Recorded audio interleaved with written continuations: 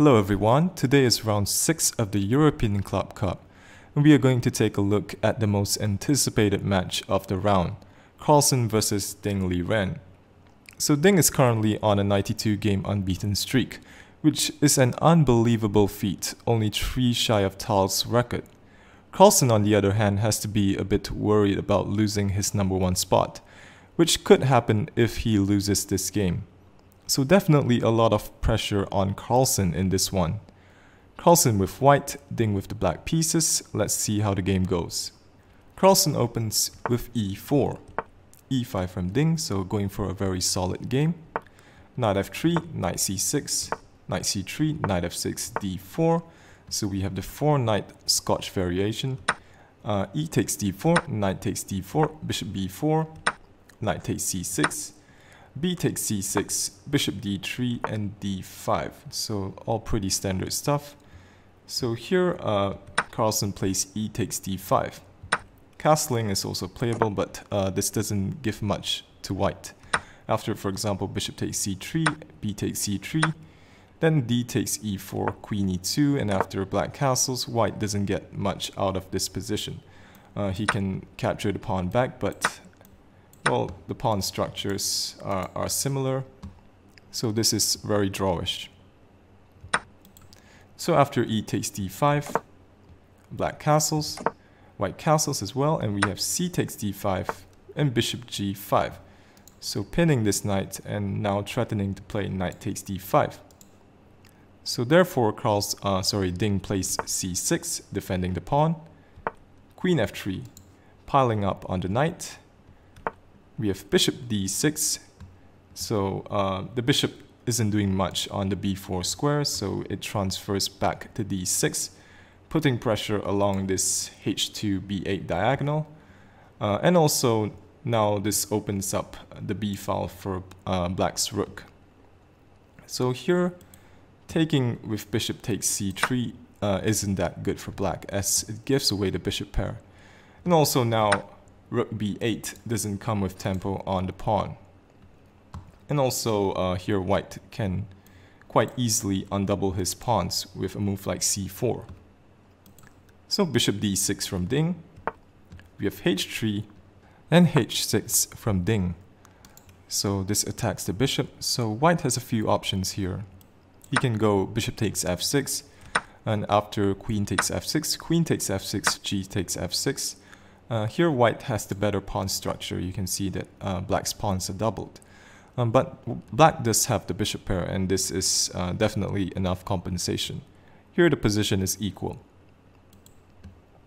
So here white could go bishop h4, but then black goes rook b8. And if b3, then here bishop e5 is a bit unpleasant for white. So therefore Carlsen played bishop f4, challenging this dark square bishop. So now bishop e5 after rook b8 is impossible. We have rook b8, b3, and here rook to b4. So this rook at some point could transfer over to the king side. Carlsen takes the bishop, queen takes d6, rook after e1, putting the rook on an open file, and a5 from Ding. So with some ideas of a4 if possible, and this gets rid of that isolated a pawn. Rook a to d1, we have bishop d7. Ding plans at some point to push c5 and c4, which would damage white's structure on the queen side. And with this bishop on d7, after the pawn on c6 moves, then the bishop would have some potential along this long diagonal. Queen e3 from Magnus, so he wants to go after this weak pawn on a5. Rook to c8, queen a7, and rook to h4. So instead of defending this pawn with a move like queen c7, rook h4 from Ding. So white doesn't want to take this pawn because then black can go bishop takes h3, and after g3, white's king is a bit weak. So, well, white doesn't want to take the bishop because then after rook takes h3, black threatens queen to h2, and this is actually winning for black. So after rook to h4, Carlsen plays rook to e3, giving more protection to the h3 pawn, And well, it seems like d4 wins the piece, but here white has the in-between move, knight to e4, attacking the queen. So after that is captured, then now this pawn on d4 is under fire. And with c5, then you simply take on a5, white is up a pawn for nothing. So after rook to e3, Ding plays queen to c7, so queens are exchanged off. And here knight to a4 from Carlsen, c5 from Ding, so black is simply threatening to take the knight and win a pawn, because this rook also attacks the knight. So here knight b6 seems very logical, and after something like a bishop to e6, well, this is okay for both sides. But here Carlsen plays g4, so he probably missed something. Well, g4 with the idea that, well, white is trying to take advantage of this awkwardly placed rook on h4. But unfortunately, this fails tactically because now d4 from Ding, we have rook to f3. Well, it is worth mentioning here also that Ding could have straight away played rook takes h3, and after rook takes h3, bishop takes g4. This attacks both rooks, and black is up 2 pawns. But okay, Ding plays d4, and after rook f3, we have knight takes g4, rook to e1. So here if white takes the knight, then black goes bishop c6, and after bishop e2, rook e7, black has a very strong initiative. King f1 moves like rook to h1 are coming. So here after bishop c6, you cannot move this rook, otherwise rook h1 will be mate. So after knight takes g4, rook to e1, here Ding retreats the knight to f6. We have knight to b6 and bishop to c6. So this attacks the rook, rook to g3, and here a very good move from Ding, g5. So what's the idea behind this move? Well, black wants to give the king a flight square, so that he can now play knight to h5. And after this rook moves, black can go rook takes h3. So if he plays knight to h5 immediately, white has a very nice move in knight to d5, threatening to play knight e7, and simply taking off this bishop. So this bishop cannot take the knight because then rook to e8 is mate. So g5 from Ding, we have rook to e5 from Carlsen, looking at this pawn on c5, knight to h5, and bishop to f5. So here if knight takes g3, then after f takes g3, this rook is trapped. So Ding plays rook to f4, renewing this threat of knight takes g3. So here if rook takes c5, then rook to e7. So black is threatening rook e1, followed by rook h1 mate. So after rook takes c6, knight takes g3, f takes g3, rook takes f5. Black is up the exchange, and he is going to win this game. So here Carlsen played rook to g4, with bishop to f3, and the rooks are traded off, and knight to d7 from Carlsen, hitting this pawn on c5. But now Ding gets in c4, and this damages white's pawns. B takes c4, we have rook takes c4, rook takes a5, rook to b4 from Ding, so now threatening rook to b1. So king to h2, well, for example, let's see what happens if rook to b1 is allowed. So here after king to h2, then knight to e2. This covers all these squares, and now rook to h1 checkmate is threatened, and it's basically game over for white.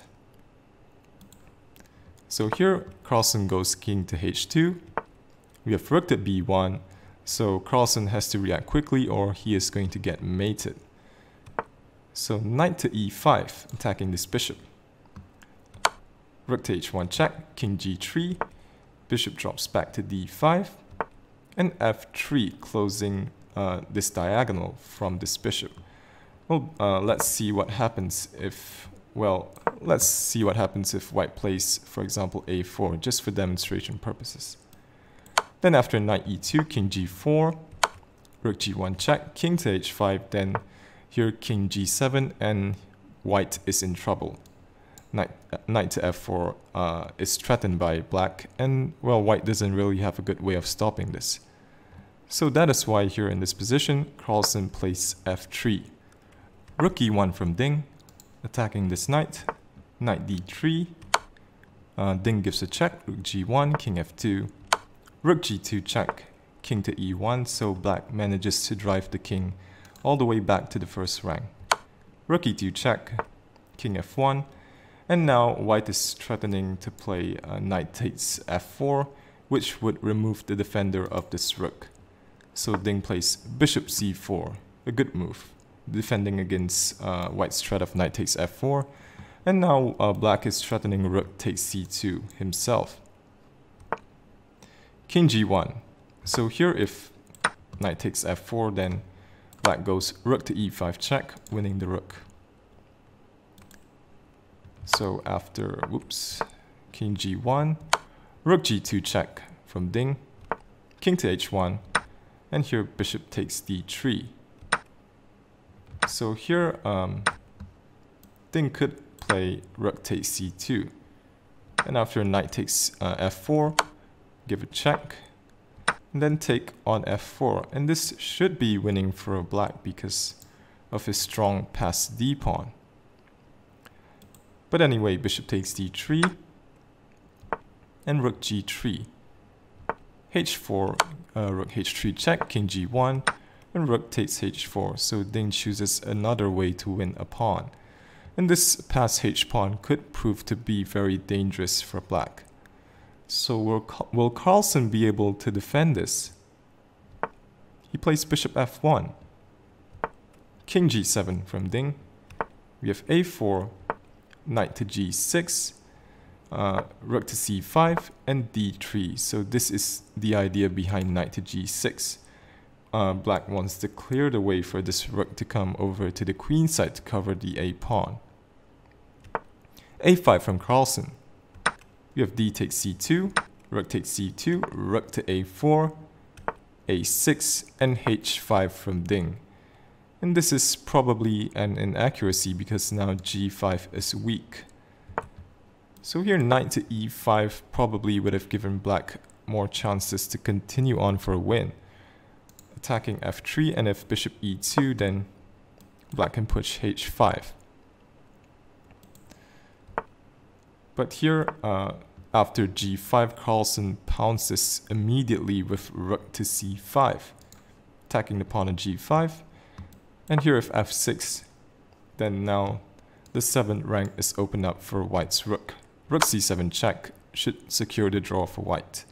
After king h6, a7, and black cannot make any more progress because of this strong passed a pawn. So Ding plays king f6, Carlsen plays rook c6 check, king g7, rook to c5, king f6, rook c6 check, king e5, and here both players agreed to a draw. Now we can finally take a breather after such an intense game. A great game from both players. Although Carlsen blundered, he showed great mental strength and perseverance to defend a worse position. And this is what makes him such a special player. Unfortunately for Ding, the move h5 eliminated any winning chances that he might have had. But with this result, Ding continues his unbeaten streak of 93 games. Carlsen is still the world #1, but this time only with a 3.5 point lead over Caruana. So I hope you enjoyed this video, and if you do, feel free to subscribe and leave a like. Tomorrow is the last round of the tournament, so stay tuned for that. Thank you for watching and see you in the next video.